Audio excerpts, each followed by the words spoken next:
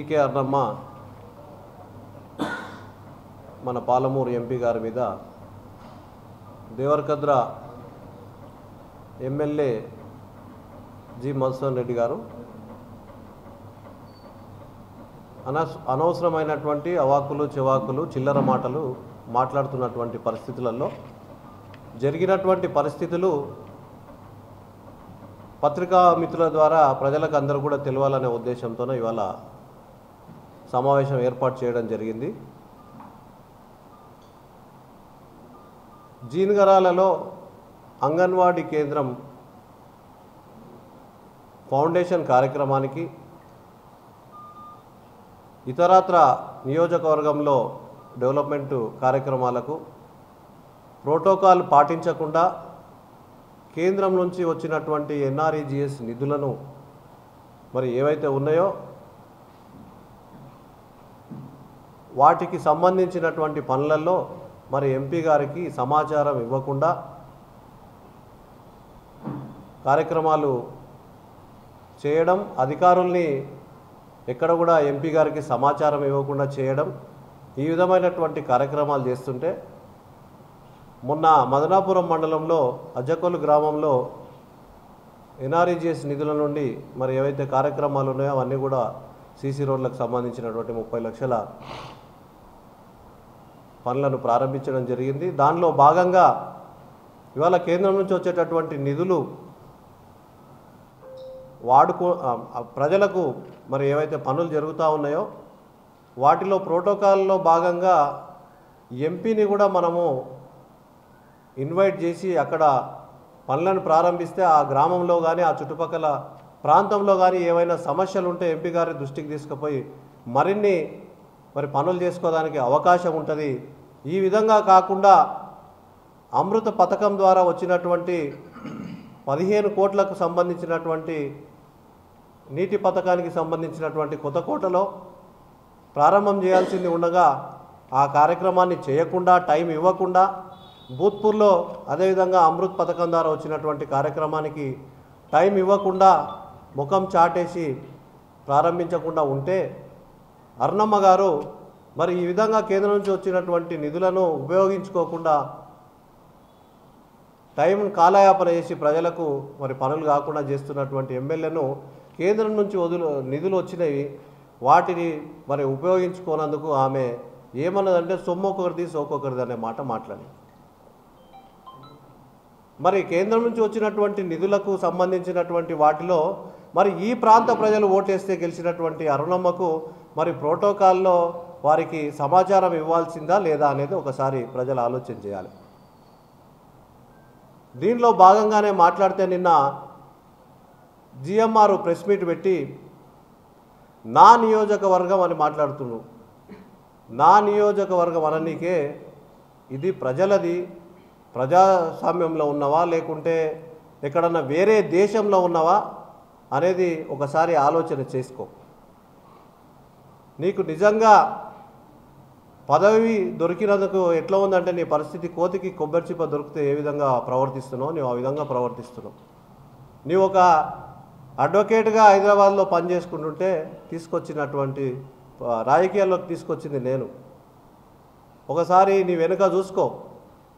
పిచ్చి పనులు పిచ్చి మాటలు మాట్లాడి ఈ విధంగా అరుణమ్మ మీద మాట్లాడడం సరికాదు. ఎందుకంటే 3 సార్లు ఎమ్మెల్యేగా, ఒకసారి మంత్రిగా, ఒకసారి ఎంపీగా ప్రజల చేత ఎన్నుకోబడి ప్రజలకు ఈ ప్రాంత ప్రజలకు సేవ చేస్తున్నటువంటి అరుణమ్మ గారిని ఈ చిల్లర మాటలు మాట్లాడడం సరికాదని చెప్పి ఈ సందర్భంగా మీడియా మిత్రుల ద్వారా ప్రజల ద్వారా నిన్ను అడుగుతా ఉన్నాం.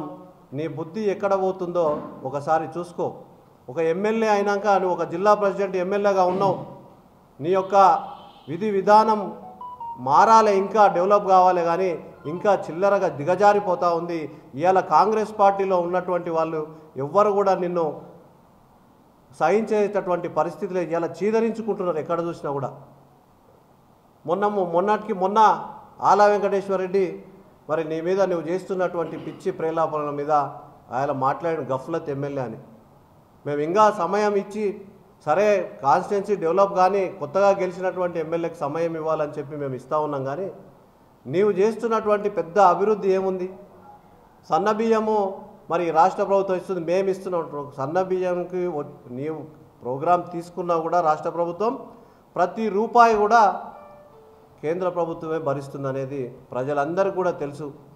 నీవేందో నీ ఇంట్లోకి వెళ్ళి ఇచ్చినట్లు నవోదయ కాలేజీకి నేను భూమి ఇస్తా, నువ్వెందుకు ఇస్తావు?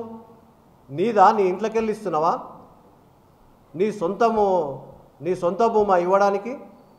ఇదంతా కూడా ప్రజల కోసం ప్రజాప్రతినిధులు ఒక డెవలప్మెంట్లో భాగంగా కలిసి పనిచేసుకోవాల్సినటువంటి అవసరం ఉంది. కానీ అనవసరమైనటువంటి కామెంట్స్ చేసి ప్రజల దృష్టిని మళ్లించి ఇవాళ కాలయాపన చేస్తున్నది నీవు. ఇవాళ 6 గ్యారంటీలు ఇచ్చినావు, దాని మీద నీ దృష్టి ఏడుంది? విద్యార్థులకు 4,000 రూపాయల నిరుద్యోగ భృతి ఇస్తున్నారు, ఎక్కడన్నా ఇచ్చిండ్రా? మహిళలకు 2,500 రూపాయల పెన్షన్ ఇవ్వాల్సింది, ఇచ్చిండ్రా?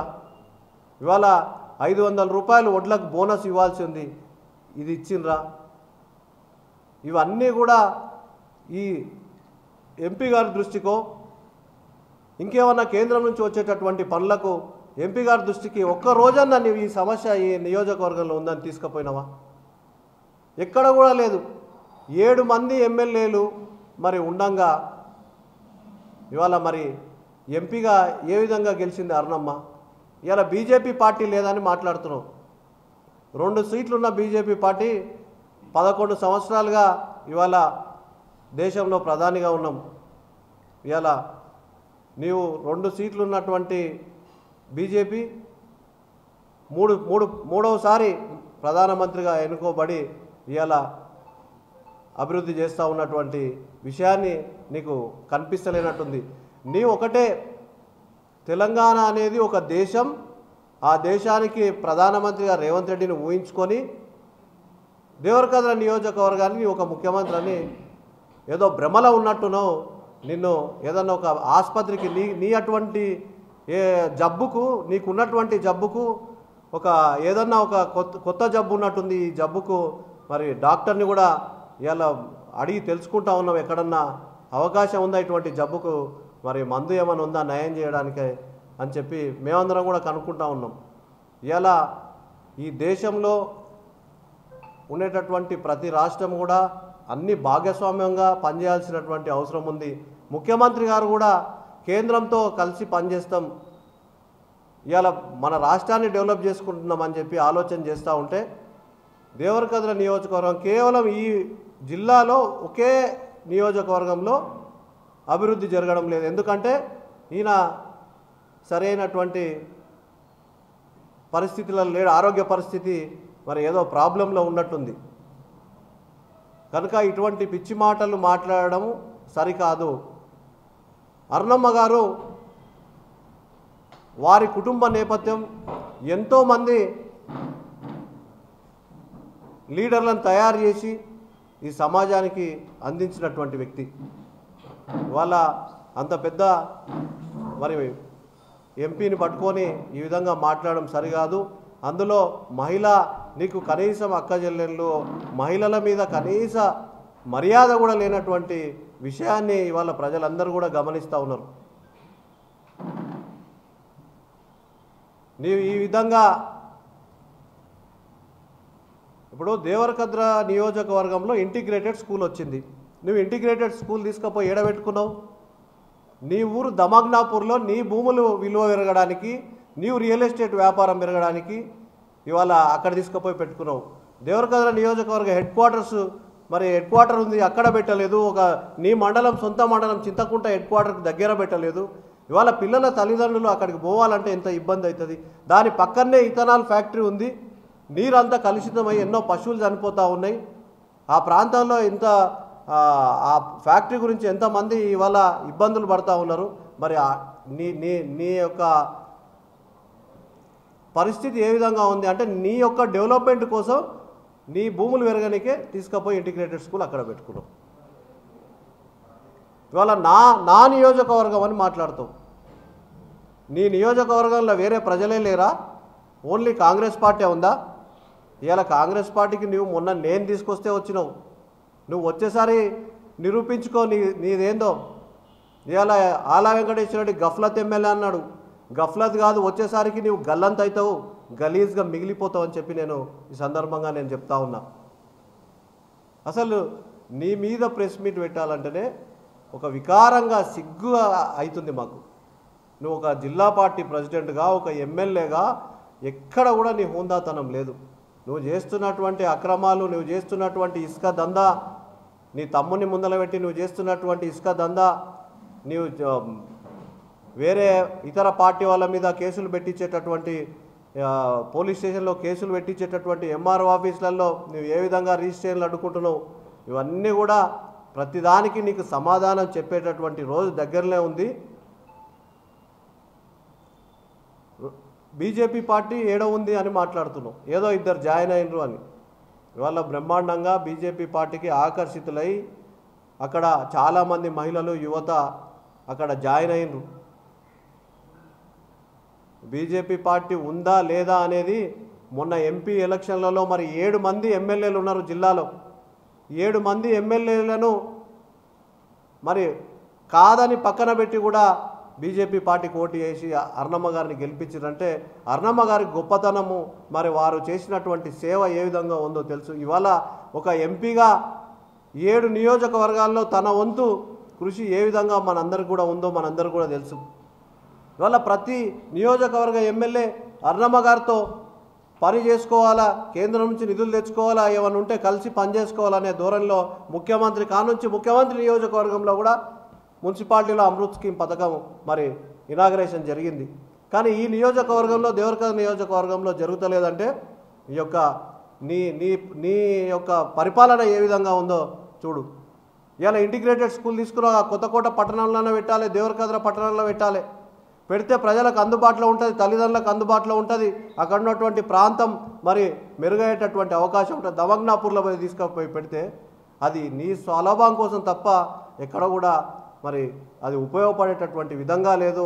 దానివల్ల నష్టమే కానీ లాభం లేదని చెప్పి నేను సందర్భంగా చెప్తున్నా. నువ్వు బీజేపీ పార్టీ గురించి మాట్లాడుతూ ఉన్నావు. నీకు బీజేపీ పార్టీ లేదు, టీఆర్ఎస్ పార్టీ లేదు, ఏ పార్టీ లేదు, నీకు ఇంకా అడ్డు అదుపు ఏది లేదనే విధంగా మాట్లాడుతున్నావు. ఇంకా 3 ఏళ్ళే ఉంది. 3 ఏళ్ళ ఎన్నికలలో 3 ఏళ్ళు అయిపోతే నీ పరిస్థితి ఏ విధంగా ఉంటుందో అని ఇంతకుముందే చెప్పిన, నీవు గల్లంత అయితే నీవు డిపాజిట్ కూడా రాకుండా చేసేటటువంటి బాధ్యత నేను తీసుకుంటున్నా. ఒకవేళ నీకు డిపాజిట్ కూడా రాకుండా నిన్ను ఓడగొట్టేటటువంటి బాధ్యత నేను తీసుకున్నా. తప్పనిసరిగా నీకు బుద్ధి చెప్పేటటువంటి రోజు వస్తుందని చెప్పి నేను ఈ సందర్భంగా తెలియజేస్తా ఉన్నా. నియోజకవర్గంలో